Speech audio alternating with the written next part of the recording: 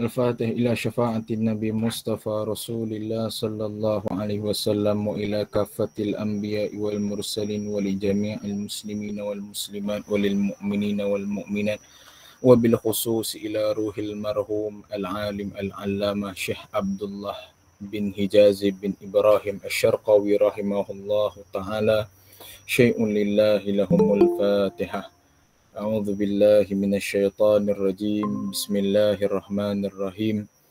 الحمد لله رب العالمين الرحمن الرحيم مالك يوم الدين. إياك نعبد وإياك نستعين. اهدنا الصراط المستقيم صراط الذين أنعمت عليهم غير المغضوب عليهم ولا الضالين.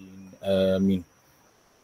الحمد لله نحمده ونستعينه ونستهديه ونستغفره ونعوذ بالله من شرور أنفسنا ومن سيئات أعمالنا. من يهده الله فلا مضل له وما يضلله فلا هادي له. أشهد أن لا إله إلا الله وأشهد أن محمدا عبده ورسوله وحبيبه وخليله. ربي يسر ولا تعسر ربي تمم بالخير وهب لنا من أمرنا رشدا. أما بعد. Yang dihormati para asatizatul kiram, ahbabuna fillah, para pelajar muslimin dan muslimat, mudah-mudahan dapat rahmat dan keberkatan daripada Allah Subhanahu wa taala. Alhamdulillah, segala puji dan syukur kepada Allah Subhanahu wa taala dengan limpahan rahmat, hidayah dan taufik daripada Allah. Pada malam ni kita dapat bersama-sama berkumpul untuk menyambung pengajian kita madah hadis dan mustalah, dan mudah-mudahan Allah memberikan kefahaman kepada kita semua insya-Allah.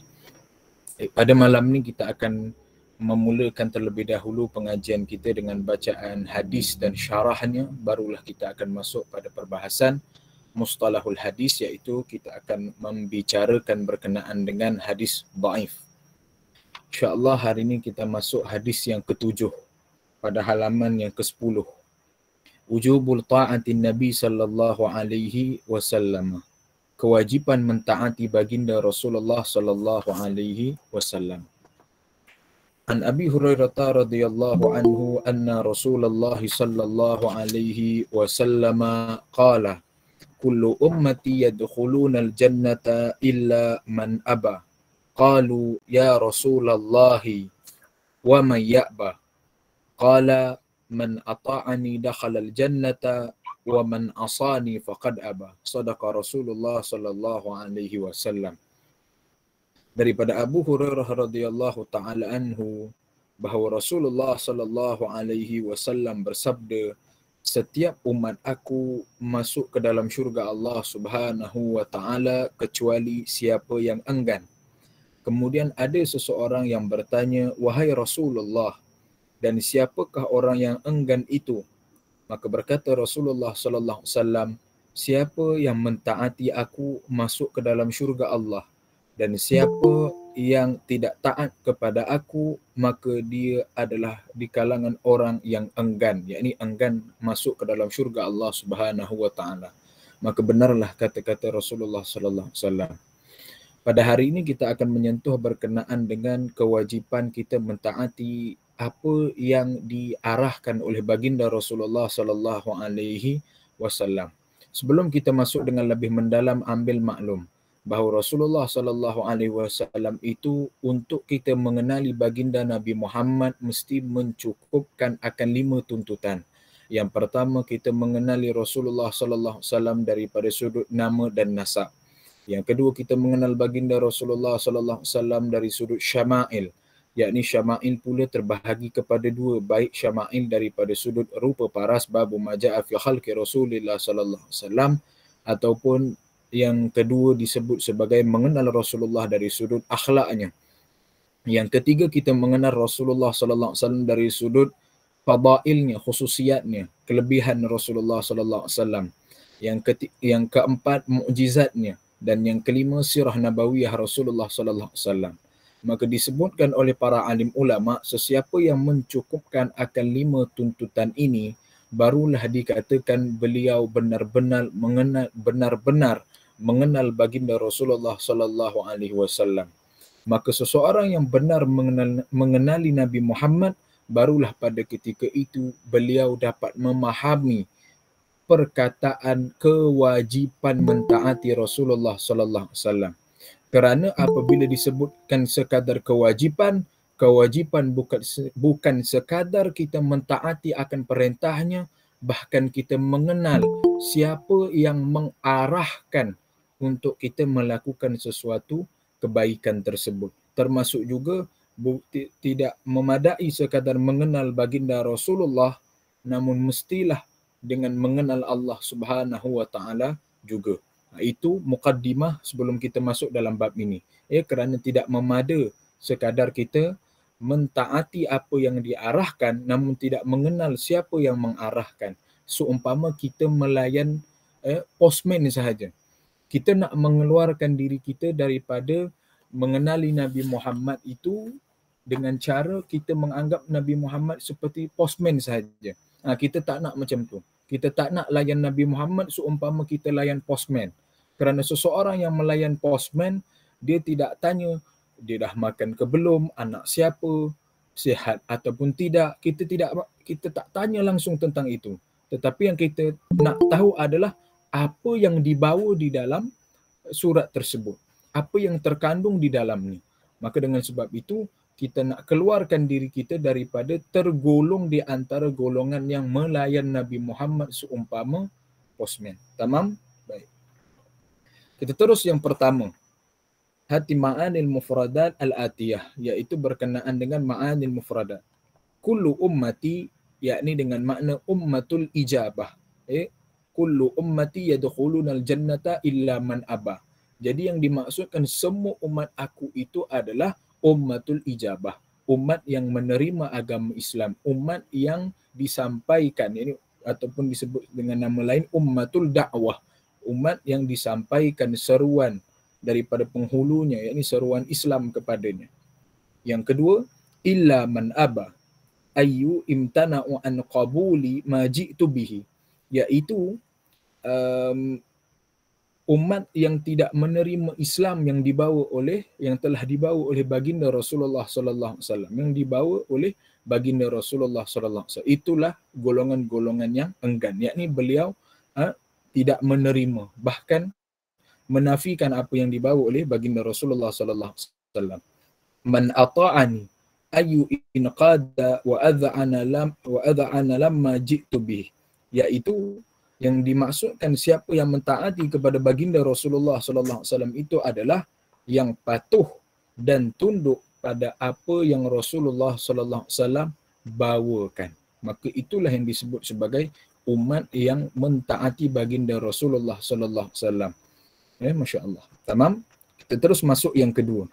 Mal muradu bil ummati fi qawlihi kullu ummati yadkhulunal jannata. Ummatul da'wah atau ummatul ijabah. Ummatul dakwah yakni umat yang disampaikan agama kepadanya, atau ummatul ijabah juga diberi makna sebagai umat yang menerima agama Islam dan ada sedikit tambahan menerima agama Islam tanpa paksaan. Menerima agama Islam tanpa paksaan. Maka itulah yang disebut sebagai kullu ummati, iaitu umat yang menerima agama Islam tanpa paksaan ataupun umat yang disampaikan agama kepadanya. Selesai. Kemudian kita masuk yang ketiga. Mal alaqah fi qawlihi kullu ummati wa man aba. Apa perkaitan ataupun apa hubungan yang terjalin, maknanya hubungan kalam tersebut di antara kullu ummati dan man aba. Mengapa Rasulullah sallallahu alaihi wasallam gandingkan kedua-dua ungkapan ini di dalam sebuah kalam beliau, dalam sebuah hadis ini?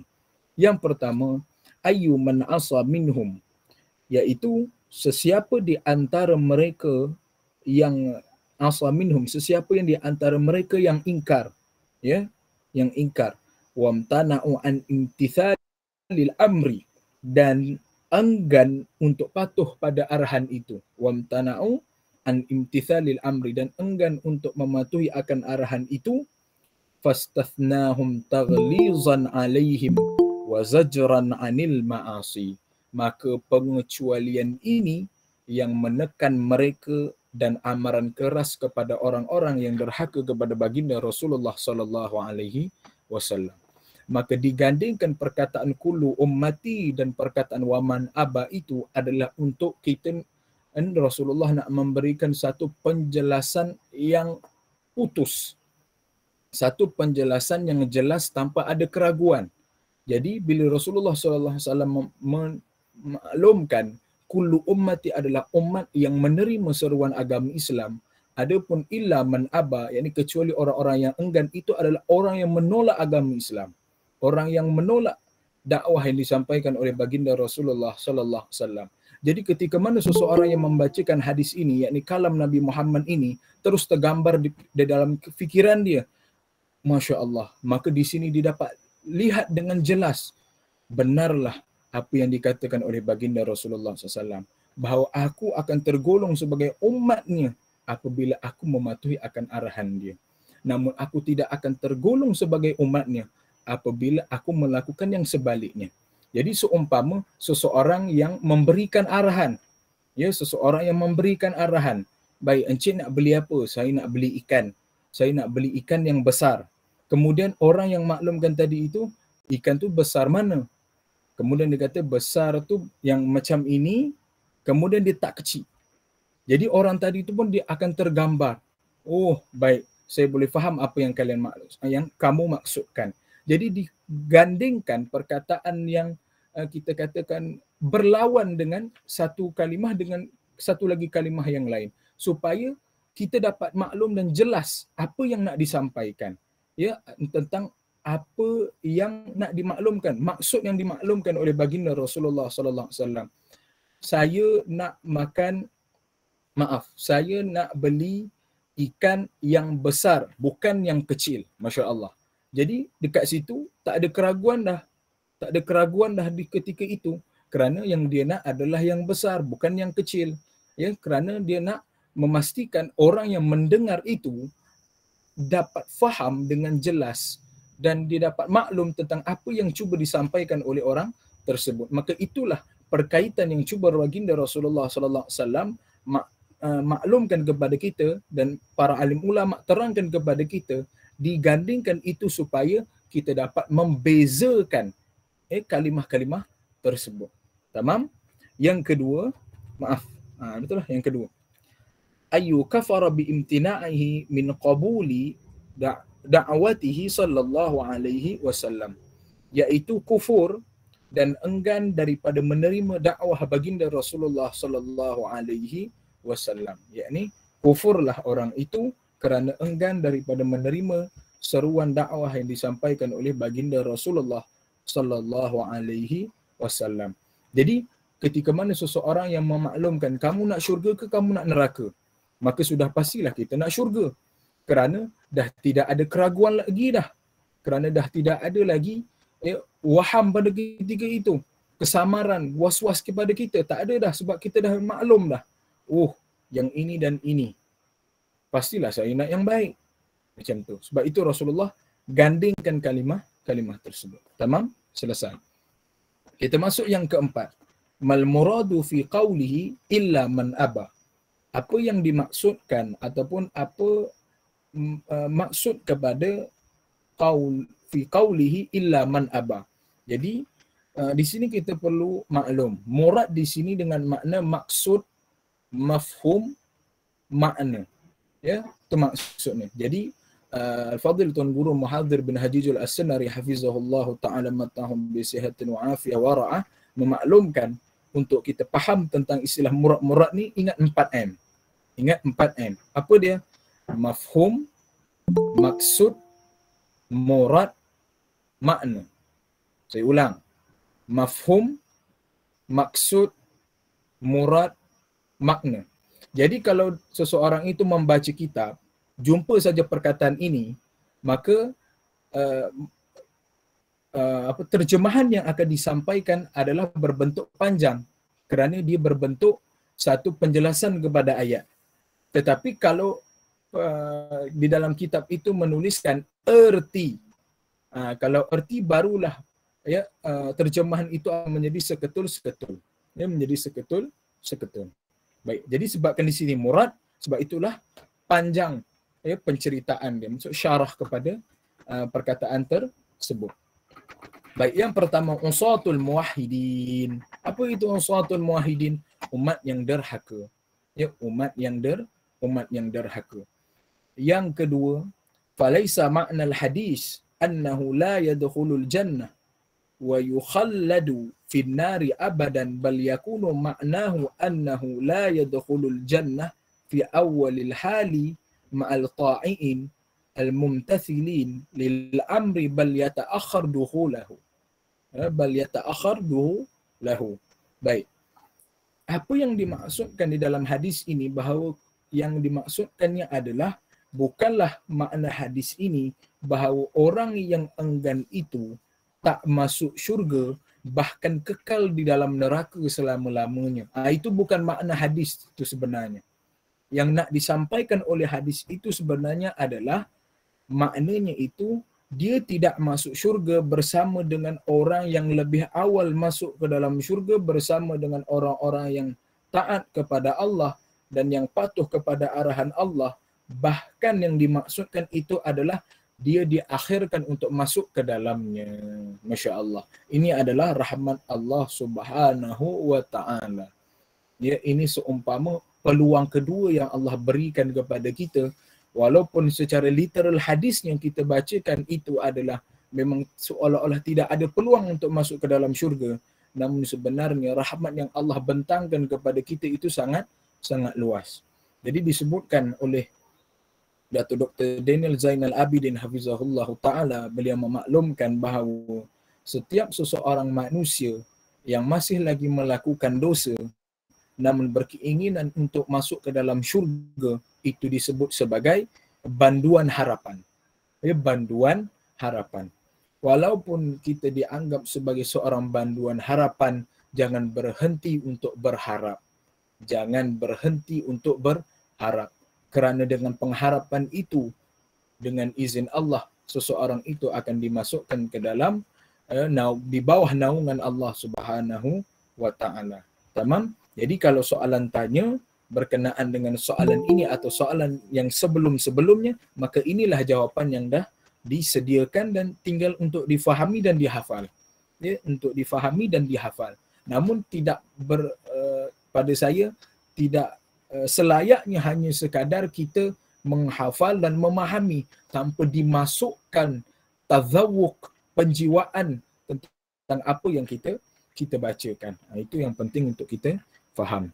Baik, yang kelima, mal munasibatu iradil Imam al-Bukhari hadzal hadis fil kitab al-i'tisam bil kitab wa sunnah min sahihihi. Iaitu apa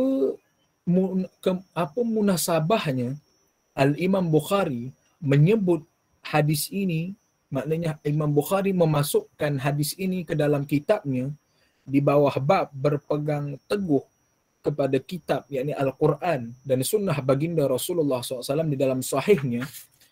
Apa munasabahnya Imam Bukhari melakukan sedemikian? Yang pertama adalah memang satu je, iaitu at-tasrih bi dzikril ta'at, kerana nak menjelaskan perkataan taat itu apa sebenarnya. Kerana kalau kita sekadar mengatakan aku taat kepada Allah Ta'ala ataupun aku taat kepada Rasul, ataupun kadang-kadang di antara kita menyebutkan aku taat kepada arahan guruku, namun apakah kita benar-benar memahami ataupun kita benar-benar mengetahui apa yang dimaksudkan dengan taat itu? Maka inilah yang dimaksudkan taat itu adalah fa innal muti'u huwa alladhi ya'tasimu bil kitabi was sunnati, iaitu orang-orang yang bersungguh dalam mentaati baginda Rasulullah sallallahu alaihi wasallam dan Allah Subhanahu wa taala itu adalah orang yang berpegang teguh kepada kitab Al-Quran dan sunnah baginda Rasulullah sallallahu alaihi wasallam. Berpegang teguh tanpa melepaskan ia walaupun sedetik ataupun sesaat. Ya, sedetik walaupun sesaat pun tidak melepaskan genggaman eratnya terhadap Quran dan sunnah. Wa yajtanibul ahwa'i wal bid'ah, dan dia menjauhkan hawa nafsunya dan dia menjauhi perkara-perkara yang bid'ah.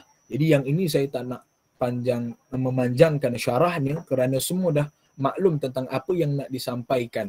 Bahawa saya maklumkan bahawa almarhum Syekh Husni Ginting, beliau memaklumkan bahawa hendaklah tiap-tiap seorang penuntut ilmu, lebih-lebih lagi orang-orang yang belajar di pondok, tidak sekadar dia mendendangkan qasidah sahaja.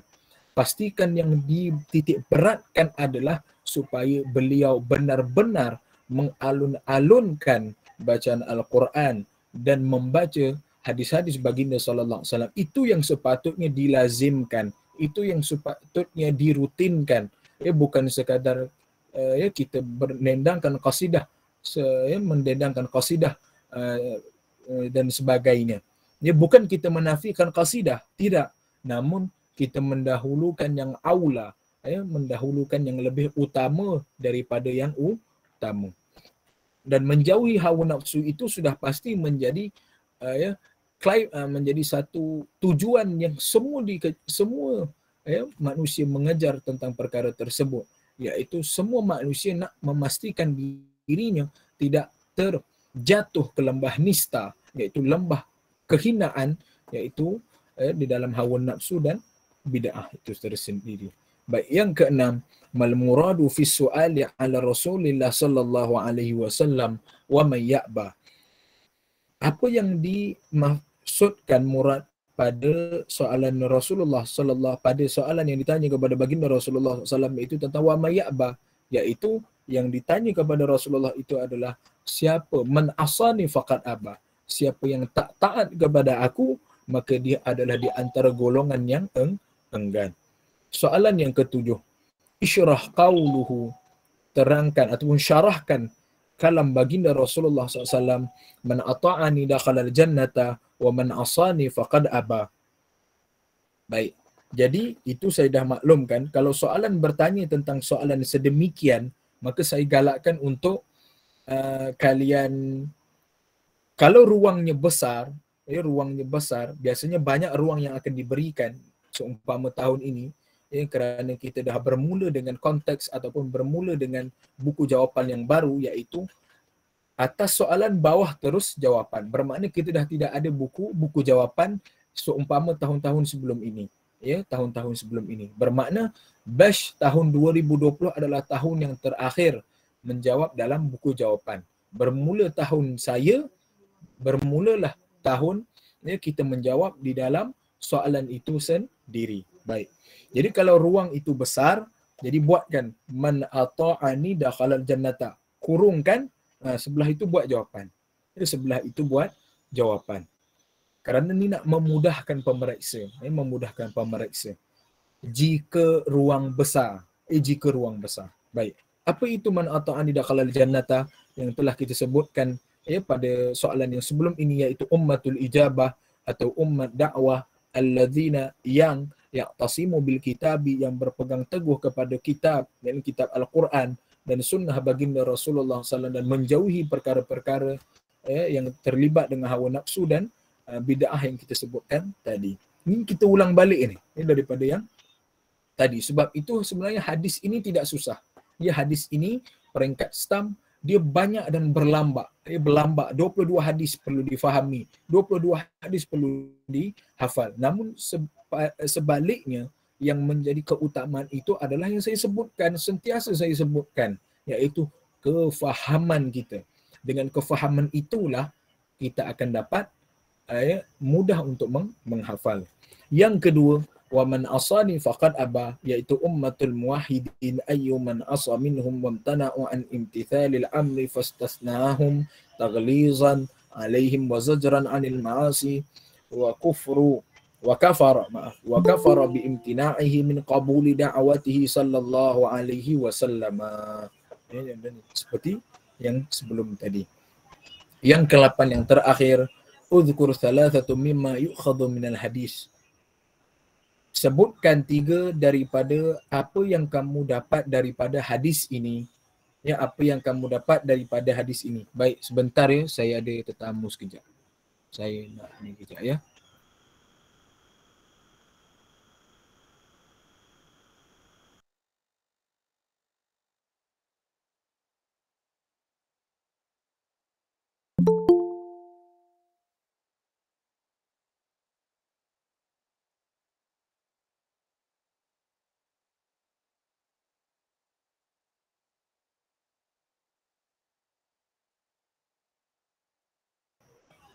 Subhanallah. Maafkan saya ya. Baik. Yang ke-8 yang terakhir, al-muti'u huwa alladhi ya'tasimu bil kitabi was sunnah wa yajtanibul ahwa'i wal bid'ah. Ya, wal bid'ah. Yang kedua, azamu thawabi man ata'a ar-rasul wa imtithalu li awamirihi. Yaitu besarnya ganjaran yang Allah berikan kepada siapa yang mentaati Rasul dan mengangkat ataupun kita sebutkan menjunjung perintah baginda Rasulullah SAW, perintahnya. Jadi untuk ma yurshidu ilaihil hadis juga saya maklumkan, ya, sering saya maklumkan, boleh buat ayat sendiri, dan sebenarnya apa yang telah kita sentuh dalam ya syarah-syarah yang sebelum-sebelum ini pun, maknanya yang kita sedang bacakan ini, kita boleh rangkumkan dan masukkan di dalam ma yurshidu ilaihil hadis itu sendiri sebenarnya. Ini boleh kita masukkan dengan syarat mesti faham. Mesti faham. Tak faham, memang kita akan pergi ke laut Cina Selatan ataupun paling jauh pun lautan Pasifik, ya, lautan Pasifik. Yang terakhir, basyaratul ta'iin bil jannati wa nadharatul asin bin nar. Iaitu kita sebutkan sebagai berita gembira kepada orang yang mentaati Allah dan Rasul dengan syurga. Berita gembira itu. Jadi bila dimaklumkan tentang hadiah kepada orang yang membuat sesuatu kebaikan, maka Allah berikan ini. Dan yang paling kita dambakan adalah Allah memberikan kita untuk dapat mengenal Allah. Allah berikan kita untuk dapat mengenal baginda Rasulullah. Dan Rasulullah mengenali kita. Bukan setakat syurga yang kita kejar, namun kita mengejar kasih sayangnya Allah dan baginda Rasulullah sallallahu alaihi wasallam. Wa nadharatu, dan amaran keras dan satu peringatan keras, peringatan yang tegas kepada orang-orang yang bermaksiat kepada Allah Ta'ala dan baginda Rasulullah SAW itu dengan neraka Allah Subhanahu wa Ta'ala. Jadi bila kita maklum tentang benda tersebut, barulah kita tidak akan melakukan perkara-perkara yang dilarang. Seumpama peraturan di asrama, kita dilarang untuk fly. Kalau tidak, kita akan dibuang asrama. Maka pada ketika itu kita tak beranilah untuk kita tak berani untuk fly kerana takut dibuang asrama. Seumpama kalau duduk di rumah, diminta untuk kita jangan melakukan perkara-perkara yang melanggar syariat. Kalau tidak, tidur di luar rumah. Maka itu jugalah ya sebagai satu isyarat kepada peringatan tegas daripada kedua bapa kita. Maka peringatan tegas daripada Allah dan Rasul untuk kita adalah dengan neraka Allah Ta'ala. Maka saya rasa cukuplah takat tu untuk pertemuan kita malam ni. InsyaAllah kita akan teruskan dengan mustalahul hadis untuk kita membicarakan tentang hadis dhaif. Wallahu a'lam. Jadi saya akan bentangkan slide saya. Dalam mustalahul hadis, dalam ilmu mustalahul hadis yang kita belajar dalam staff adalah hadis dhaif yang paling banyak. Hadis dhaif yang paling banyak. Dan kalau kita belajar dalam kitab-kitab pun, pada pemerhatian saya, setakat ni baru belajar satu kitab, macam dah belajar banyak kitab je. Tak pun. Belajar baru satu kitab, Bulughul Ummiyah, karangan Dr. Luqman. Dr. Luqman Al-Azhari. Hafizahullahu ta'ala wa ra'ah. Baru satu tu betul tak khatam lagi. Tak khatam lagi. Mudah-mudahan Allah berikan kekuatan untuk kita mengkhatamkannya. Untuk saya lah khususnya. Baik. Jadi kita akan masukkan insya-Allah. Hadis nanti soalan lisan dia akan tanya macam mana, kena syarah sekali ke tidak? Tidak. Di dalam Syafawi, ujian lisan, mereka hanya akan tanya tentang matan hadis dan perawisnya sahaja. Tidak. Ini bukan macam SPM. SPM dia akan tanya, tapi dalam STAM dia tidak akan tanya. Dia akan tanya hanya sekadar sambung hadis ini.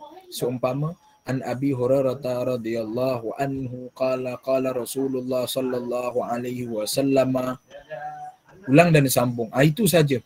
Dia takkan minta untuk kita terangkan, ya. Bahkan dia takkan soal kita tentang hadis kefahaman. Hadis kefahaman semua akan masuk dalam tahriri. Wallahu a'lam. Itu. Bagus bertanya. Baik, insya-Allah kita masuk pula yang kedua, mustalahul hadis yang kita akan bicarakan pada malam ini adalah berkenaan dengan hadis dhaif.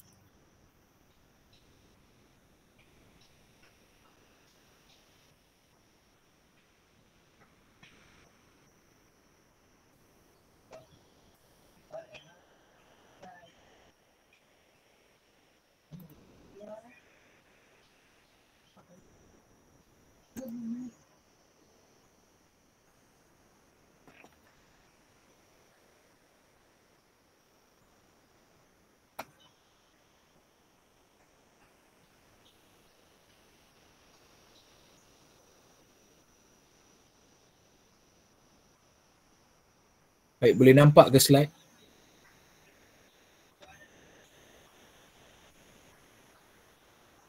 Admin nampak ke? Oh, boleh nampak. Baik. Baik, kita masuk hari ini hadis dhaif.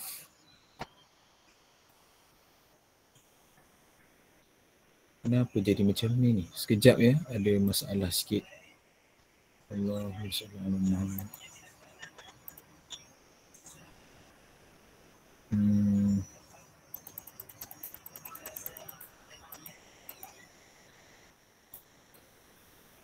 Baik, okey.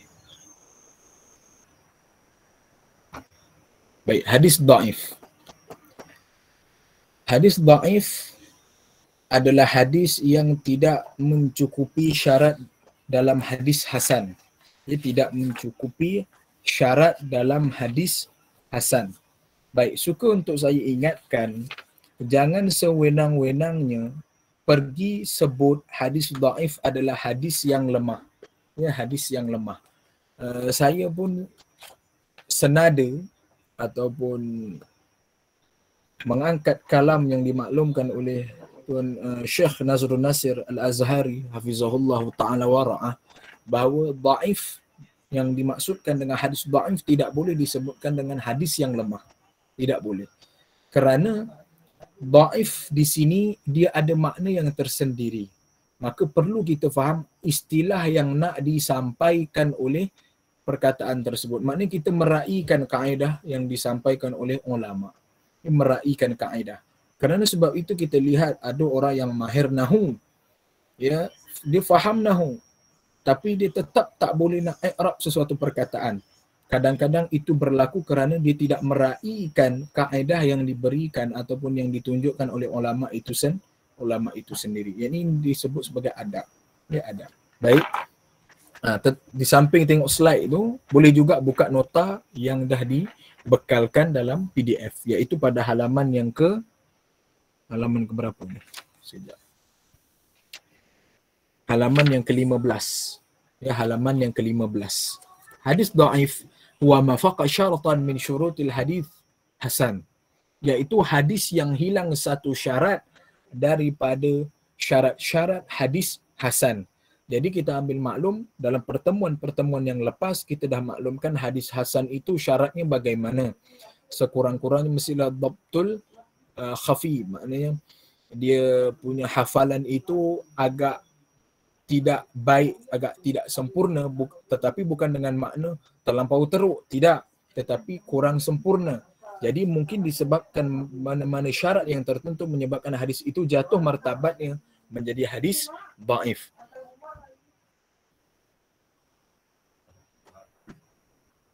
فإذا من الحديث شرط من شروط الحديث الحسن من شروط الحديث الحسن أو الصحيح فإنه يكون ضعيفا لكن هذا الضعف منه ما ينجبر ويرتقي ويتقوى ومنه ما لا ينجبر ولا يرتقي ولا يتقوى.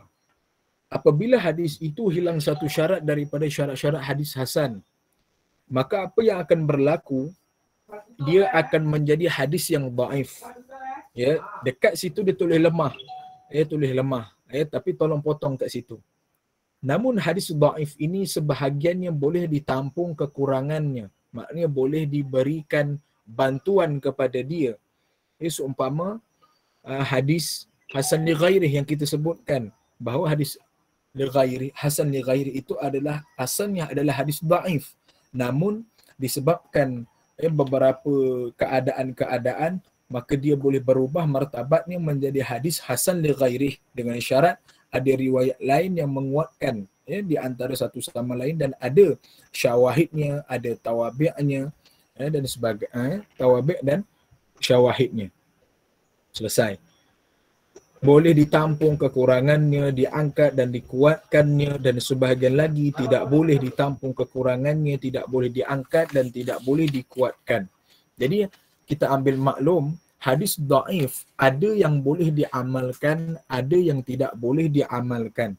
Selagi mana hadis dhaif itu berkenaan dengan fadailul a'mal, maka ianya boleh diamalkan.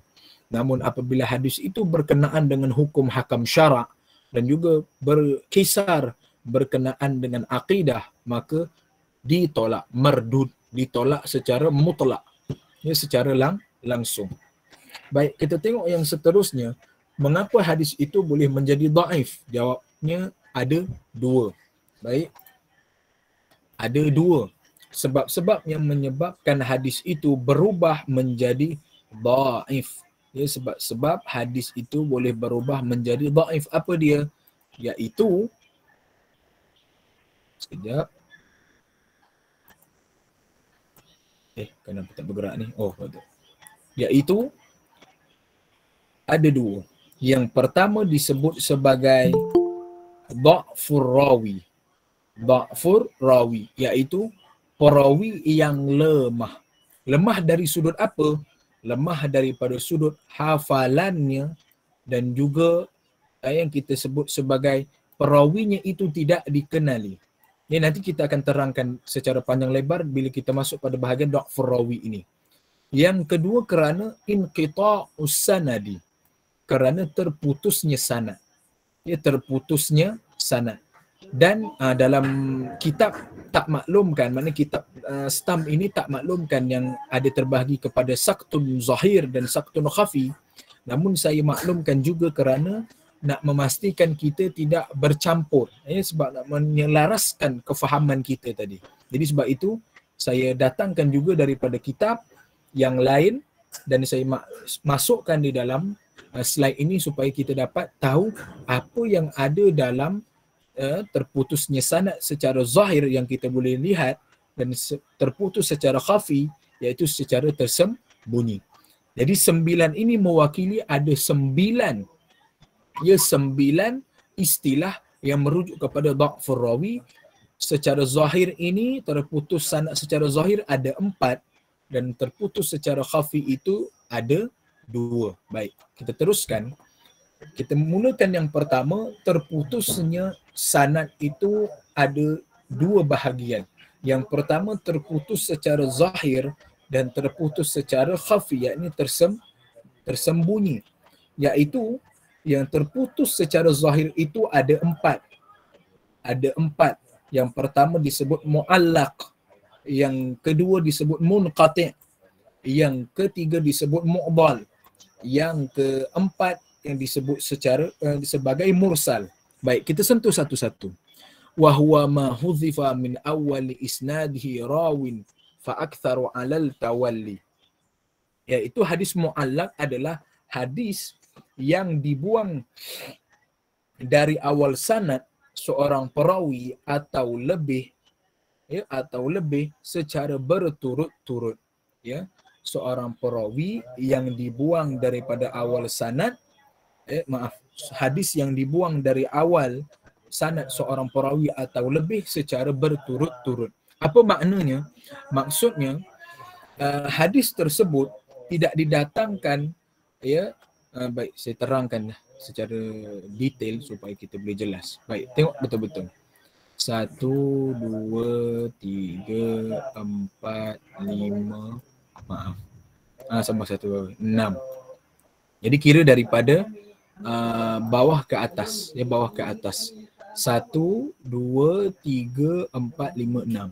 Yang ini siapa? Yang ini Rasulullah sallallahu alaihi wasallam. Ini Rasulullah. Yang ini sahabat. Sahabat.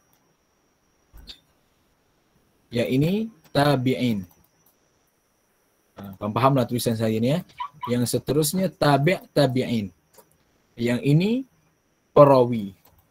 Yang ni perawi. Yang ini sama ada Imam Bukhari ataupun Imam Muslim pun boleh, Imam tak kisahlah, asalkan yang meriwayatkan, maksudnya mendatangkan hadis tersebut. Jadi dia ada 6 peringkat dekat sini. Jadi mu'allaq itu dengan makna hadis yang dibuang dari awal sanad seorang perawi atau lebih secara berturut-turut, itu dengan makna tabi'in ini semuanya dibuang. Semuanya dibuang. Dibuang yang awal ini. Dia terus lonjak kepada sahabat. Dia terus lonjak kepada sahabat. Jadi pada ketika itu menyebabkan akan berlaku keraguan. Berlaku keraguan. Kamu kata kamu ambil daripada baginda Rasulullah. Namun kamu tak pernah hidup di zaman baginda Rasulullah. Tiba-tiba kamu ambil hadis, maaf saya terbalik istilah, syarahan. Kamu ambil daripada sahabat, sedangkan kamu tak pernah hidup satu zaman dengan sahabat. Tiba-tiba kamu mengaku yang kamu terus ambil daripada sahabat, sahabat terus ambil daripada baginda Rasulullah SAW. Itulah yang menyebabkan hadis itu menjadi dhaif. Kerana kita ada tahap-tahapnya. Kita ada susur jalurnya. Yang perlu kita lepasi. Perlu kita lalui tabi'in, perlu kita lalui tabi'in, perlu kita lalui sahabat ni, perawi ni kita kena lalui dahulu. Tahu-tahu terus lonjak. Seumpama orang yang patut belajar ilmu nahwu dahulu, tahu-tahu pergi melonjak terus belajar ilmu yang tinggi-tinggi. Sepatutnya orang yang nak mempelajari ilmu nahwu patutnya belajar ilmu sama ada fawaid nahwiyah ataupun matan jurumiyah dahulu. Tahu-tahu dia terus baca kitab Syarah Ibnu Aqil. Kan memang kalau istilah saya memang gila kat situ. Satu hafah dia tak akan faham sebab dia terus lompat. Termasuk jugalah ini. Gambaran ni. Gambaran ni. Maaf Ustaz, skrin tak bergerak tu. Skrin tak bergerak? Ya. Yang awal hadis dhaif je. Oh ya ke Allah Rasulullah Muhammad? Oh tak gerak. Sekejap ya.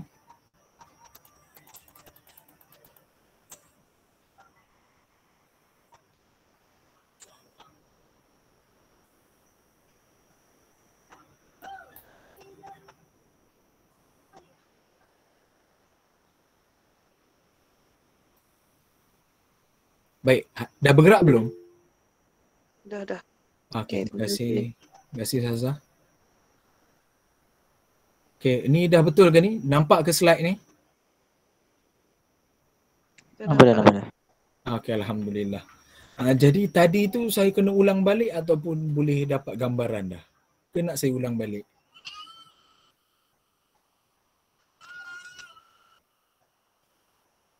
Ulang balik tak Ustaz? Ulang balik? Okey, baik. Saya ulang balik.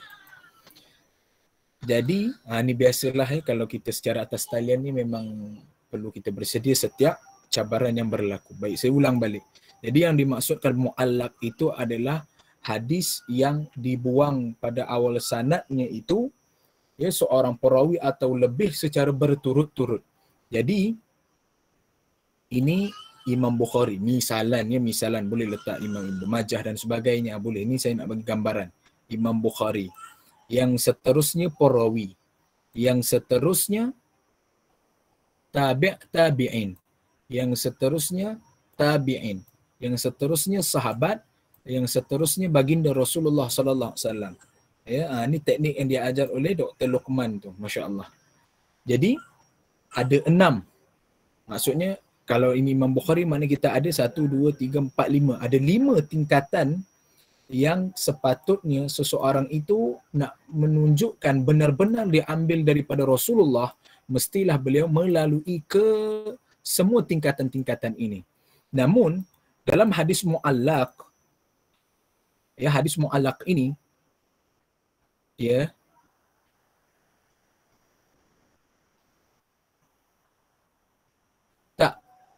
dekat yang inqita'ul sanad yang dah lain ni.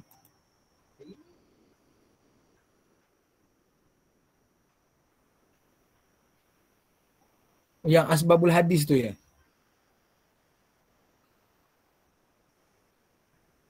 Tak, saya dah terang benda lain ni. Oh, masih lagi tak bergerak ya. Ni dah bergerak belum? Tak bergerak lagi.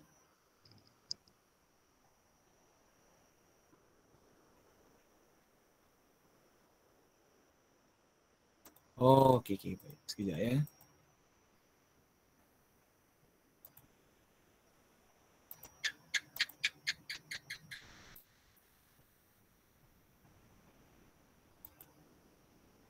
Mula balik ya. Maksudnya tekan balik tadi. Tekan.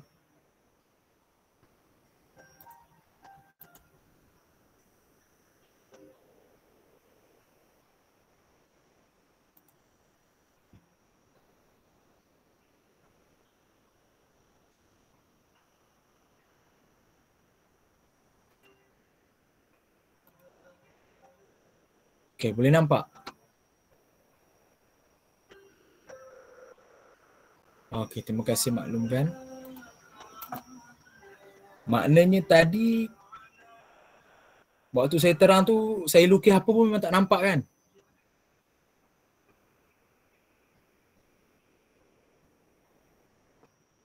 Okey, ni betul tak ni? Inqita'ul sanad sekarang ni. Okey, terima kasih. Baik, saya akan ulang lagi sekali. Ya, patutnya ya, bila diulang-ulang ni insya-Allah kita akan lebih faham. Baik, saya ulang balik. Tadi ini Bukhari, kemudian ada perawinya, ada tabi'innya, ada tabi'innya, ada sahabatnya dan ada baginda Rasulullah sallallahu alaihi wasallam sebagai yang memaklumkan ni baginda Rasulullah sallallahu alaihi wasallam. Yang ini para sahabat Nabi. Nanti saya akan bagi satu gambar rajah. Nanti insya-Allah lebih mudah nanti kita nak ni. Tapi contengan ni nampak tak? Nampak. Okey, nampak, alhamdulillah. Baik. Jadi yang dimaksudkan hadis muallaq ini adalah hadis yang dibuang dari awal sanad seorang perawi atau lebih daripada seorang secara berturut-turut. Bermakna Imam Bukhari, misalan Imam Bukhari mendatangkan sebuah hadis, namun Imam Bukhari terus melompat dengan memaklumkan sahabat, maklumkan tentang nama sahabat Nabi sallallahu alaihi wasallam secara langsung, seolah-olah apakah di sini tidak ada, dan tidak logik bagaimana orang yang tidak hidup sezaman dengan baginda Rasulullah ataupun tidak hidup sezaman dengan sahabat namun boleh terus mendatangkan suatu riwayat yang secara langsung seolah-olah dimendengar daripada sahabat ini tanpa perantaraan. Itu, tanpa perantaraan. Jadi di situlah mendatangkan satu keraguan di situ. Maka itulah yang menyebabkan hadis ini menjadi hadis yang dhaif. Sebab itu disebut zahir, sebab kita boleh nampak. Contoh seumpama hadis waqala Abu Musa radhiyallahu taala anhu ghatta an-nabiy sallallahu alaihi wasallam rukbatayhi hina dakhala Uthman. Ini hadis yang famous, selalu kita dengar, yang diriwayatkan oleh Imam Bukhari radhiyallahu taala anhu, iaitu ketika mana berkata Abu Musa radhiyallahu taala anhu, Nabi sallallahu alaihi wasallam menutup apa tu kita kata Allah Subhanahu Muhammad betis ke apa, saya tak ingatlah istilahnya, rukbataihi itu ketika mana Sayyidina Uthman masuk. Ini ketika Sayyidina Uthman masuk. Ini adalah hadis yang famous. Hadis yang famous. Namun dia adalah hadis yang muallaq. Kerana Imam Bukhari secara langsung terus menyebutkan nama sahabat. Waqala Abu Musa tadi. Waqala Abu Musa. Namun disebabkan saya dah sebut, saya kena terangkanlah. Walaupun hadis itu muallaq dan disebutkan di dalam hukum, di dalam kitab Taisir Mustalahul Hadis karangan Syekh Mahmud Tarhan, beliau menyebutkan hadis itu mardud, ditolak. Namun disebabkan yang mendatangkan itu adalah ulama yang kita kata yang berkaliber, yang hebat, ini Imam Bukhari, sudah pasti Imam Bukhari tidak akan melakukan perkara sedemikian melainkan pasti ada sebab-sebab tertentu. Maka disebabkan Imam Bukhari yang meletakkan hadis itu di dalam kitabnya Sahih Bukhari, maka ada dia punya sebab-sebab tertentu menyebabkan hadis itu diterima dan boleh diamalkan. Ya, boleh diterima dan boleh diamalkan. Ya, walaupun dia mu'allaq. Tamam? Selesai. Ya. Baik Imam Bukhari dan Imam Muslim. Sebab itu bila kita sebut muttafaqun alaih di hujung hadis, itu bermakna ma akhraja syaikhan. Apa yang dikeluarkan oleh dua orang imam besar dalam ilmu hadis, iaitu Imam Bukhari dan Imam Muslim. Tamam? Selesai. Itu yang dimaksudkan dengan mu'allaq, iaitu dia terputus daripada awal sanad, baik seorang perawi ataupun secara berterusan. Maknanya dalam hadis yang saya maksudkan tadi, ghattan Nabi sallallahu alaihi wasallam rukbatayhi nadakhala Utsman, terus Imam Bukhari maklumkan siapa sahabat Nabi yang memaklumkan tentang Rasulullah tutup ya paha Rasulullah, betis Rasulullah SAW. Terus Rasulullah tutup. Tamam. Tanpa menyebutkan siapa perawi, tanpa menyebutkan siapa tabi'innya dan tanpa menyebut siapa tabi'in tersebut. Selesai? Terus kita masuk yang kedua, munqati'. Munqati'. Apa itu munqati'? Wa huwa ma saqata nampak kamera ni? Oh ya. Ini nampak kamera. Wa huwa ma saqata min wastin isnadi rawin wahid aw akthar bi syarti adamul tawalli wa laysa fi awwalihi wala fi akhirih. Iaitu membawa maksud hadis yang terputus di hadis yang terputus di pertengahan sanad.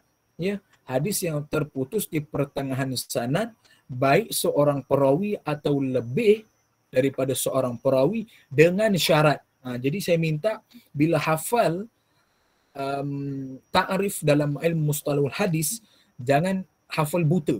Maknanya tanpa faham, kena faham. Sebab soalan akan tanya, ma syaratu munqati'. Apa syarat nak menjadikan hadis itu munqati'?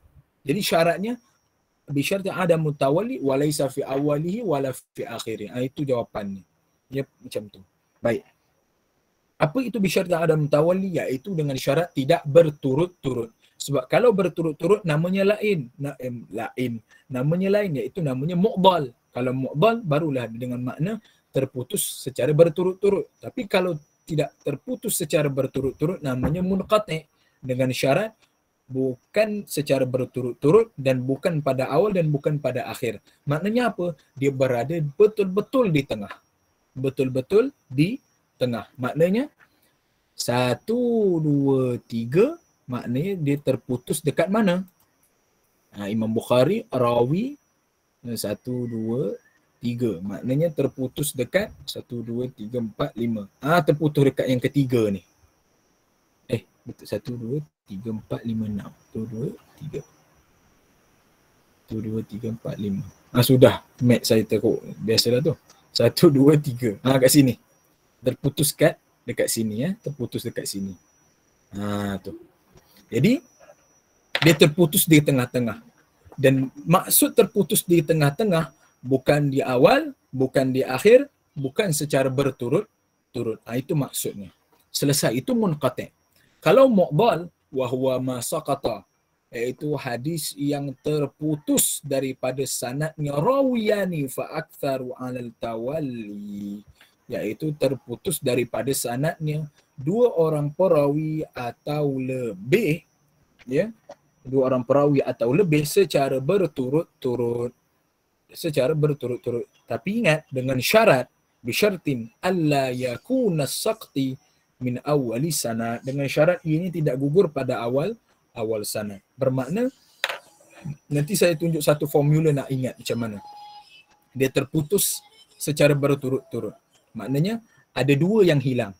Ya, ada dua yang hilang. Mungkin di sini, mungkin di sini, mungkin di sini dan sebagainya. Dengan syarat bila ayyakuna saqti min awwalil sanad, bukan di awal. Selesai?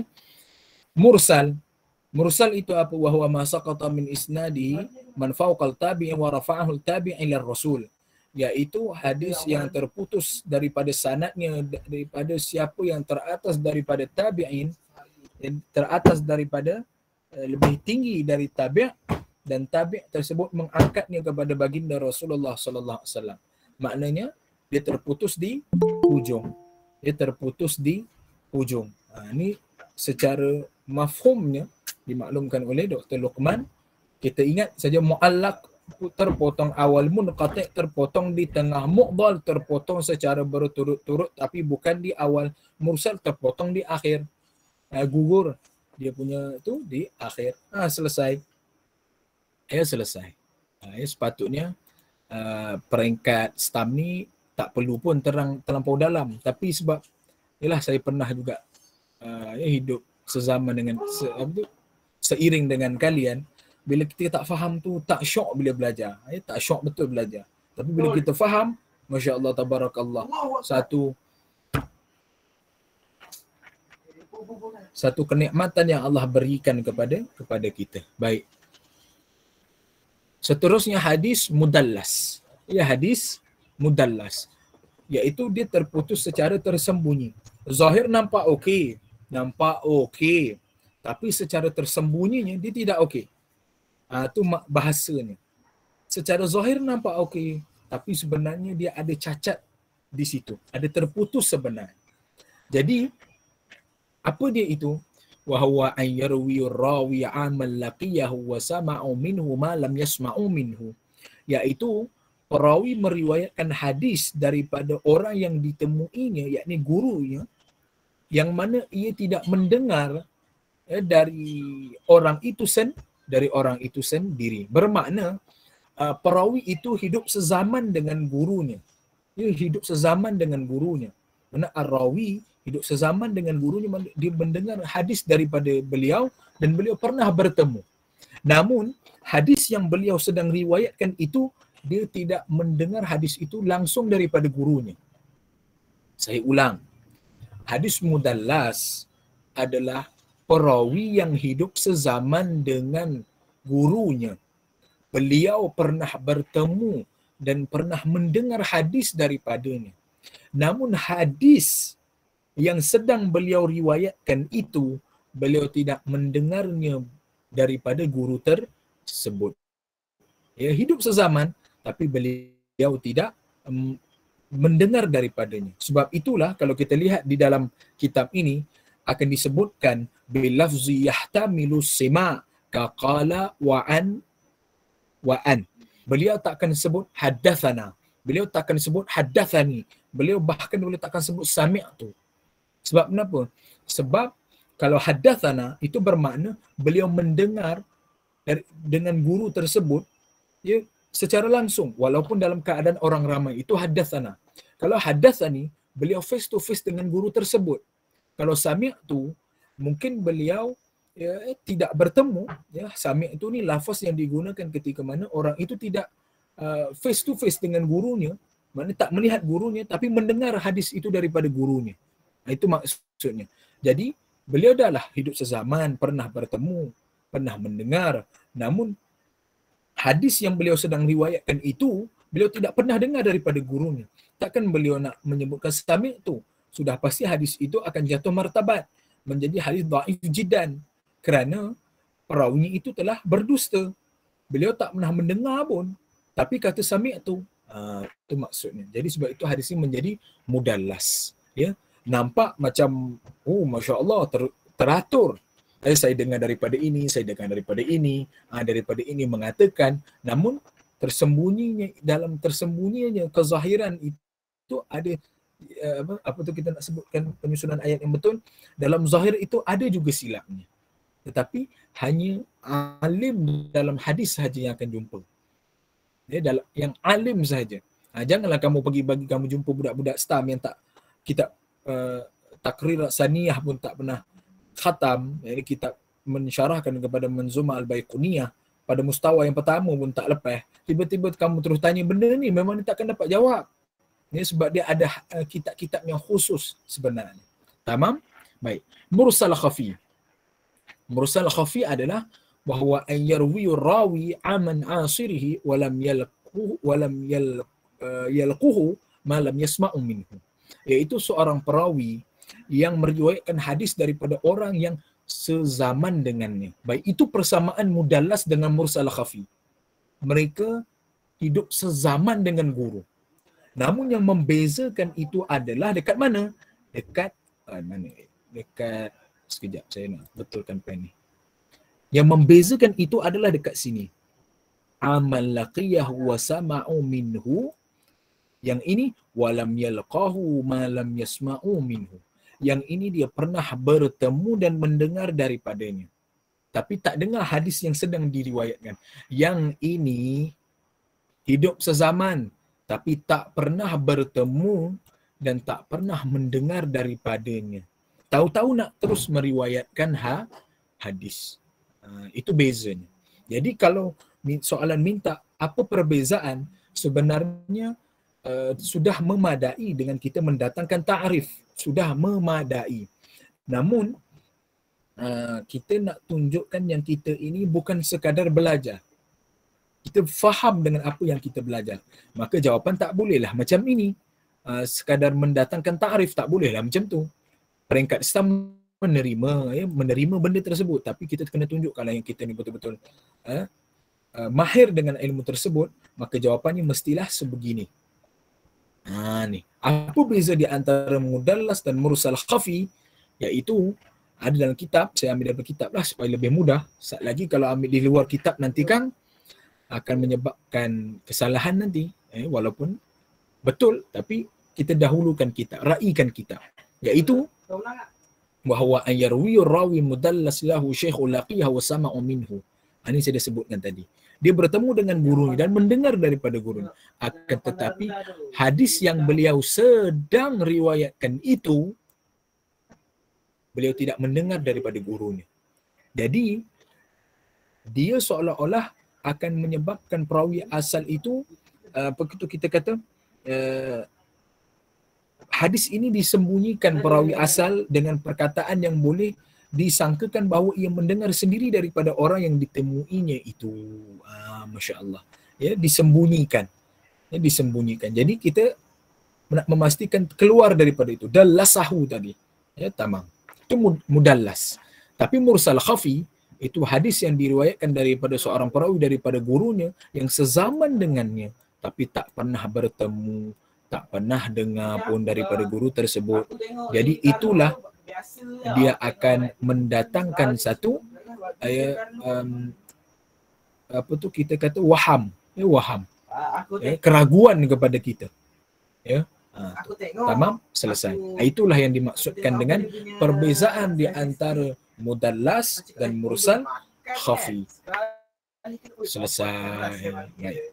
Kita masuk yang seterusnya. Ini formulanya kita nak ingat.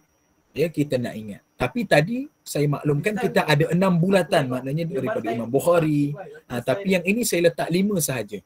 Iaitu saya mengisyaratkan bahawa yang ini sebagai perawi. Ini sebagai perawi. Perawi. Ini sebagai gambaran nak bagi ingat. Baik. Tengok tangan saya. Tengok tangan saya. Bila kata apa itu hadis mu'allaq, kita terus teringat kepala otak kita, kita tutup jari telunjuk kita. Maknanya dia terputus di awal sanad atau lebih. Dia terputus di awal sanad atau lebih. Maknanya secara berturut-turut lah. Itu mu'allaq. Bila kita nak sebut, apa itu munqati', tutup tengah. Maknanya dia bukan di awal, bukan di akhir. Dan dengan syarat dia mesti bukan secara berterusan. Kerana dia terputus saqata min isnadihi, apa tu kita sebut tadi? Yang terputus di pertengahan sanad. Baik seorang ataupun min wastin isnadihi rawin wahid atau akthar. Tu munqati'. Kemudian kalau seseorang itu tanya hadis mu'dhal itu apa pula? Hadis mu'dhal itu adalah tutup dua macam ni. Ini bukan nak jadi rak pun, tapi nak bagi senang ingat. Tutup sini. Hadis mu'dhal adalah hadis yang terputus sanad di awal sebanyak 2 orang perawi atau lebih dengan syarat dengan syarat apa? Dengan syarat ia bukan di awal sanad, bi syarti an la yakuna fi awwali min awwalil sanad. Baik, apa itu hadis mursal? Hadis mursal adalah hadis yang terputus di akhir. Kerana man fawqal tabi'i wa rafa'u tabi'i ila Rasulillah sallallahu alaihi wasallam. Tamam? Itu cara nak ingat. Tutup sini mu'allaq, tutup sini munqati', tutup dua-dua menjadi mu'dal, tutup ini jadi mursal. Itu untuk formula untuk kita senang ingat. Baik, selesai. Saya laju sikit ni sebab dah pukul berapa ni. Hadis dha'fur rawi ini panjang juga, tapi saya akan ringkaskan. Dha'fur rawi. Tadi hadis dha'if menjadi dha'if kerana terputus sanad. Sekarang kita masuk hadis dhaif yang menjadi dhaif disebabkan aib lah, saya sebut aib. Aib yang ada pada perawi. Iaitu apa? Yang pertama disebut sebagai, saya tukar kalau, kerana jahalatahu. Jahalatahu. Kalau salah baris saya minta maaf. Jahalatahu. Iaitu kita tidak tahu siapa perawi. Tidak tahu siapa perawi. Kamu tak tahu siapa perawi. Jadi mampu ke kamu nak tentukan sama ada perawi itu adil ataupun tidak? Yang kita sebutkan sebelum ini. Apakah perawi itu benar-benar mahir hafalan itu, dhabtul tam ke, dhabtul sadri ataupun dhabtul kitab? Kita tidak tahu. Sebab kenapa? Sebab kita tak tahu siapa perawinya. Tu terbesar pula Allah. Sebab kita tak tahu siapa perawinya. Itu maksudnya kenapa jadi dha'fur, kenapa jadi dhaif. Yang kedua, kerana su'un hifzihi, kerana buruk hafalannya. Dok hafal ekonomi, tiba-tiba keluar jawab apa? Jawab contoh, masya-Allah tabarakallah. Saya tukar. Kamu dok jawab tentang nahwu, tiba-tiba kamu pergi jawab dalam bentuk balaghah. Maknanya teruklah hafalan kamu. Kamu doa nak jawab nahwu, tapi kamu pergi jawab dalam sudut balaghah. Lain tu. Lain. Ataupun orang dok tanya kamu, tapi kamu tak dapat nak jawab. Ataupun kamu dok ubah-ubah dan sebagainya. Tu jadi palatau. Kita kena belajar amik tahu, bukan palatau. Amik tahu. Amik tahu lah maksudnya. Belajar amik tahu, bukan belagak tahu. Selesai? Dengan sebab dua ni. Jadi soalan akan tanya, apa sebab berlakunya, apa itu dha'fur rawi? Jadi kita maklumkanlah su'un hifzihi dan jahalatahu. Jahalatahu. Selesai? Ini dia. Ni. Alhamdulillah Allah izinkan saya dapat bertemu dengan, saya dapat jumpa satu nota yang pada saya sistematik, sangat cantik. Nanti saya akan sharekan kepada kalian untuk mudahlah pertemuan lepas ni pakai yang ni saja. Baik. Ada berapa? Ada, masya-Allah banyak ni. Terlebih. Allahumma salli Muhammad. Maafkan saya. Ada 1, 2, 3, 4, 5, 6, 7, 8, 9. Yang ke-10 ni dah masuk maudhu'. Baik, kita akan secara laju. Apa itu mubham? Wa huwa al-hadithul ladzi fi isnadihi rawin lam yusarrah bismi mithlu rajulin aw imra'atin. Mubham adalah hadis yang mana perawinya itu di dalam sanad tidak dimaklumkan siapa perawi itu, maknanya tidak ada nama. Contoh, Muhammad meriwayatkan hadis daripada seorang lelaki meriwayatkan daripada Aiman meriwayatkan daripada Saleh. Jadi orang tanya, siapa lelaki ni? Dia kata, saya tak tahu. Maka ini jadi mubham. Kerana kita tak dapat nak tahulah siapa. Contoh orang tanya, siapa Perdana Menteri kamu?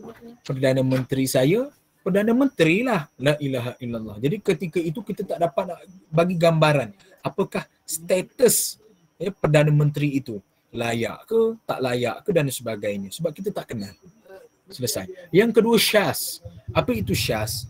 Syaz yang kita dah syaz yang kita dah sebutkan dalam pertemuan yang sebelum ini adalah hadis yang terdapat perselisihan di antara kita sebut ada orang yang lebih arjah, orang yang lebih kuat dari segi hafalan atau bilangannya, tapi kita tengok dekat sini dia perawi yang diterima. Hadis yang diriwayatkan itu oleh perawi yang diterima, diterima. Mungkar. Apa itu hadis mungkar? Hadis mungkar adalah hadis yang diriwayatkan daripada perawi yang lemah. Dan dia bertentangan, tetapi dia kita bertentangan dengan riwayat perawi yang lebih thiqah. Dia bertentangan dengan riwayat perawi yang lebih thiqah. Jadi ketika ini kita dah macam pening sebab dua-dua ada perkataan. Saya nak tukar ni lah, saya tak nampak tulisan ni. Fibers PKP 2020. Sekejap. Ni saya ambil masa lebih sikit ya. Minta maaf. Mukhalifan. Dua-dua mukhalifan. Jadi kita pun pelik. Dan duanya ada rawahu. Jadi apa bezanya? Bezanya dekat sini. Makbul dan dhaif. Makbul dan dhaif. Ya, ni sebab nak bagi kita lebih senang menghafal nanti. Jadi lepas ni kalau orang tanya syaz tu apa? Marahul makbul. Apa itu mungkar? Marahul dhaif. Tak adalah terbalik. Terbalik dan sebagainya. Tamam? Seterusnya hadis mu'allal. Wa wal hadithul ladzi ittala'a fihi ala illatin taqdahu fi sihhati aw husnihi ma'a anna al-zahira salamatu minhu. Iaitu sebuah hadis yang mempunyai sebab yang tersembunyi yang mencacatkan dari segi sahih atau hadis itu hasan, sedangkan pada zahirnya adalah baik. Jadi kita dah sebutkan dalam pertemuan yang sebelum ini tentang kita mensyarahkan apa yang maksud as-salamatu minal illah, selamat daripada illah. Itulah yang nak dimaksudkan dekat hadis mu'allal ini. Apa syarat yang menjadikan ia mu'allal? Ada dua. Yang pertama kerana tersembunyi, sukar dan dia tersembunyi. Yang kedua dia mencacatkan kesahihan. Tidak ada cara lain untuk kita tahu hadis itu mu'allal ataupun tidak, melainkan adalah diserahkan kepada ahli. Termasuk hadis-hadis yang lain. Mesti kita serahkan kepada ahli. Sebab dia ada kitab-kitab yang khusus untuk tahu tentang perkara tersebut. Tamam? Seterusnya hadis al-mudraj. Mudraj. Dalam terjemahan ni saya tengok dia tulis mudarraj. Mudarraj. Jadi tolong betulkan mudraj.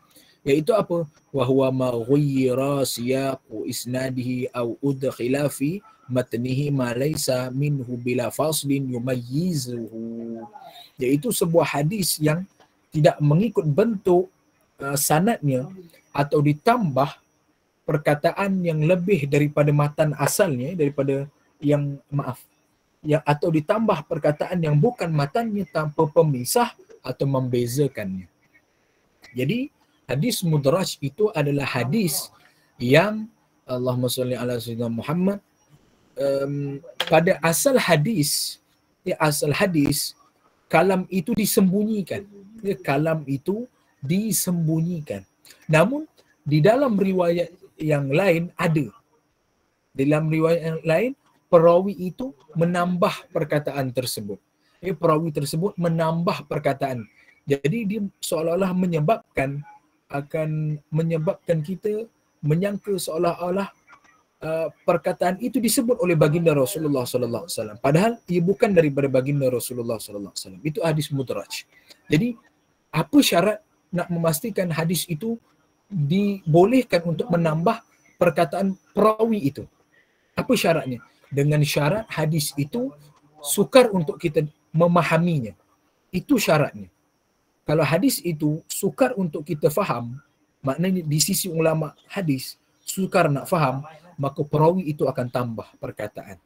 Ya, tambah perkataan. Dan secara zahirnya kita tak dapat nak bezakan. Sebab itu disebut tanpa pemisah. Dengan sebab itu kita tak dapat nak bezakan. Ini betul ke Rasulullah yang sebut ataupun perawi itu yang tambah. Dia perawi itu yang tambah. Tamam? Itu mudraj. Maqlub bahwa ibdalu rawin bi akhar fi sanadil hadis atau taqdimun atau ta'khirun fi matnil hadis yukhillu bi ma'nahu. Iaitu hadis yang menukar perawi dengan perawi lain pada sanad hadis atau meletakkannya di awal sanad atau di akhir matan hadis, awal matan atau di akhir matan hadis yang mencacatkan maksudnya. Jadi dia seumpama hadatsana Muhammad, misalnya Muhammad kepada Saleh kepada Aiman kepada Ibrahim. Jadi dijadikan maklub apabila perawi itu diterbalikkan. Patutnya Muhammad kepada saya lupa pula apa yang saya sebut tadi. Contohlah, A ambil daripada B, B ambil daripada C, C ambil daripada D. Tiba-tiba kita baca dalam satu riwayat ditukar. A ambil daripada C, C ambil daripada D, D ambil daripada B. Kan diterbalikkan tu. Jadi pada ketika itu hadis itu disebut maklub kerana pada asalnya dia tidak macam itu. Ya, tidak macam itu. Ataupun dari sudut lafaznya, seumpama warajulun. Ini memang contohnya adalah seperti dalam kitab Mustalahul Hadis yang disebutkan Allah Sayyidina Muhammad warajulun tasaddaqa bisadaqatin fa akhfaha hatta la ta'lamu hatta tidak diketahui apa yang berada di hatta la ta'lamu yaminuhu ma tunfiqu shimaluhu. Kita pun ya betul. Bukankah hatta la ta'lamu yaminuhu ma tunfiqu hatta la ta'lamu shimaluhu ma tunfiqu yaminuhu. Bukan patut tu. Tapi kenapa yaminuhu baru shimaluhu? Kita pun terpelik. Sebenarnya dia diterbalikkan. Dia diterbalikkan. Apa yang menyebabkan hadis itu diterbalikkan? Maka ulama-ulama menyebutkan ia diterbalikkan kerana untuk mencabar orang-orang yang alim dalam hadis, apakah dia benar-benar alim dalam hadis. Ya, apakah dia benar-benar alim dalam hadis. Jadi saya maklumkan tadi yang la ta'lamu yaminuhu ma tunfiqu shimaluhu. Sehingga kepada peringkat tangan yang di tangan tak tahu apa yang diinfakkan oleh tangan yang kiri. Jadi kita pun peliklah bila masa pula Rasulullah pakai tangan kiri bersedekah, padahal Rasulullah sentiasa mendahulukan yang kanan. Sebenarnya hadis itu diterbalikkan. Dia diterbalikkan. Matan yang asalnya adalah warajulun tasaddaqa bisadaqatin fa akhfaha hatta la ta'lamu shimaluhu ma tunfiqu yaminu. Iaitu sampai kepada peringkat tangan yang kiri tidak tahu apa yang disumbangkan oleh tangan kanan. Jadi gambarannya adalah diterbalikkan supaya nak menguji ulama-ulama hadis pada ketika suatu zaman dahulu. Jadi saya ceritakan jugalah, saya ambil masa sedikit, kisah Imam Bukhari. Di saat orang menafikan kealiman beliau dalam ilmu hadis. Jadi beliau dijemput datang ke Baghdad. Jadi dijemput beliau datang ke Baghdad untuk diuji kemahiran kealiman beliau dalam ilmu hadis. Dalam hadis itulah. Jadi beliau pun dijemput. Datanglah ataupun dikumpullah ke lebih kurang 100 ulama yang mahir dalam hadis. Dan setiap seorang daripada 100 ulama itu bertanyakan satu soalan kepada Imam Bukhari. Bermula daripada orang yang pertama. Orang yang menanyakan kepada Imam Bukhari, betul tak orang ini ambil daripada ini, ambil daripada ini, ambil daripada ini, dan matannya ini.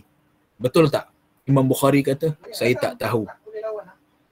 Saya tak tahu. Imam Bukhari sebenarnya tahu, tapi sengaja untuk mengatakan tidak tahu. Masuk orang yang kedua disoal dengan hadis yang lain, tapi diterbalikkan juga. Imam Bukhari tetap juga menjawab tidak tahu. Ditanya sampailah orang yang terakhir, orang yang ke-100. Tetap Imam Bukhari menjawab dengan tidak tahu. Kemudian setelah habis semua soalan itu dijawab dengan tidak tahu, Imam Bukhari patah balik kepada orang yang pertama.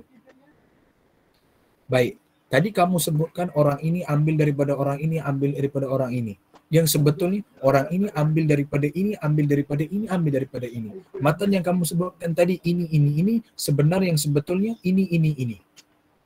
Jadi 100 ulama tadi, 100 soalan itu semua dapat dijawab. Dibetulkan. Yang menjadi satu keajaibannya, beliau bukan sekadar membetulkan, bahkan apa yang disebut, maksudnya perawi yang diterbalikkan tadi, yang salah tadi pun, itu pun dapat diulang semula. Imam Bukhari. Masya Allah, tabarakallah. Ini menunjukkan suatu kelebihan yang Allah berikan kepada Imam Bukhari, ingatannya sangat luar biasa. Jadi itu kisah yang boleh dirujuk di dalam kitab Tarikhul Baghdad. Dalam kitab Tarikhul Baghdad. Jadi itu kisah yang pada saya sangat takjub dibuatnya kita, ya, sangat mengagumkan Imam Bukhari radhiyallahu taala anhu ini. Dia bukan biasa-biasa, sangat luar biasa, masya-Allah. Selesai, itu hadis maqlub. Maqlub. Yang seterusnya al-mazidu fi muttasilil asani. Yang ini saya tak pasti kenapa tidak dinomborkan. Bahkan saya tengok dalam nota pun tidak. Tetapi dalam kitab Bulughul Ummiyah, Dr. Luqman letakkan, ini diletakkan juga, tapi kita meraihkan juga apa yang didatangkan, iaitu wa ziyadatu rawin fi athna'i sanadin zahiruhul ittisal, iaitu penambahan, ya, iaitu penambahan perawi di tengah sanad yang pada zahirnya bersambung. Seumpama ini, Muhammad ambil daripada Aiman, Aiman ambil daripada Saleh. Sebenarnya yang kita lihat bersambung itu sebenarnya di antara, saya minta maaf sekali lagi, saya tukar kepada AA. Orang A ambil daripada orang B, ambil daripada orang C. Sebenarnya kita nampak bersambung, tapi sebenarnya orang A dengan orang B tadi, di antara itu ada orang lagi. Ada orang lagi. Sebab itulah, ya, bersambungnya sanad itu dengan penambahan perawi tadi. Ya, ada orang lagi. Maaf, saya salah. Saya terbalik. Masya Allah, tabarakallah. Minta maaf. Orang A ambil daripada orang B, ambil daripada orang C. Orang A sepatutnya, orang A ni pada asalnya ambil daripada C. A itu terus ambil secara langsung kepada C. Tetapi tiba-tiba ada B di tengah-tengahnya. Itu yang sebenarnya. Minta maaf, ya. Minta maaf, saya tertukar tadi. Jadi A, B, C sebenarnya A terus ambil daripada C. Namun dia menjadi al-mazid fi muttasilil asani kerana ditambah di tengah-tengahnya, sedangkan beliau ambil secara langsung kepada orang C. Itu yang dimaksudkan dengan ziyadatu rawin fi asna'i sanadin zahiruhul ittisal. Hadis mudtarib secara keseluruhannya, mudtarib itu dengan makna hadis yang tak seimbang. Apa itu yang dimaksudkan? Ia adalah hadis yang diriwayatkan mengikut bentuk berbeza yang tidak boleh dihimpunkan di antara kedua-dua hadis, dan salah satu hadis itu tidaklah mengatasi hadis yang lain.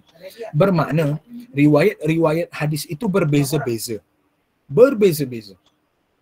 Namun tak dapat nak diselaraskan. Tak dapat nak ditarjihkan.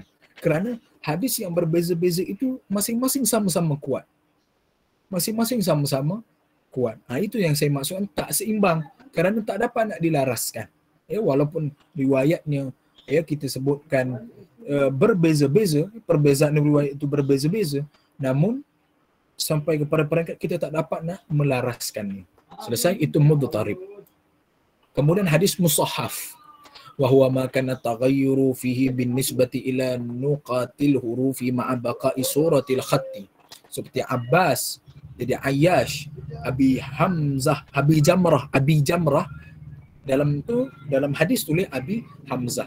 Ini seumpama hadis yang disebutkan ihtajara, Allah Subhanahu Muhammad ihtajara Rasulullah sallallahu alaihi wasallam. Sekejap saya rujuk balik. Ya. Saya terlupa pula apa hadisnya. Ini saya sebutkan contoh supaya kita dapat gambaran. Baik. Ihtajara fil masjidi. Rasulullah sallallahu alaihi wasallam membuat bilik di dalam masjid. Ihtajara fil masjidi. Di dalam riwayat yang lain tulis ihtajama fil masjidi. Rasulullah SAW berbekam di dalam masjid. Jadi perkataan tadi itu kan lebih kurang sama, ihtajara, ihtajama. Jadi di situ ada musahhaf di situ. Ini musahhaf. Ya, wallahu alam, kita maklumkan tadi, sememangnya ini kena diberikan kepada ulama yang memang arif dengan ilmu tersebut, dengan perkara-perkara ini. Yang seterusnya muharraf, iaitu beza musahhaf dengan muharraf, bezanya adalah pada musahhaf pada perkataan itu, pada huruf, muharraf pada baris. Selesai. Yang terakhir, ma huwal mawdu' fil lughah al-mulsaq, al-mulsaqu, iaitu sesuatu yang ditempel. Sesuatu yang ditempel. Fil istilah al-kidhbul makhluqul masnu'ul mansubu ila Rasulillah sallallahu alaihi wasallam wa lam yaqulhu, iaitu hadis yang dari sudut istilah itu pendustaan yang dicipta dan direka-reka yang disandarkan kepada baginda Rasulullah SAW sedangkan Rasulullah tak sebut.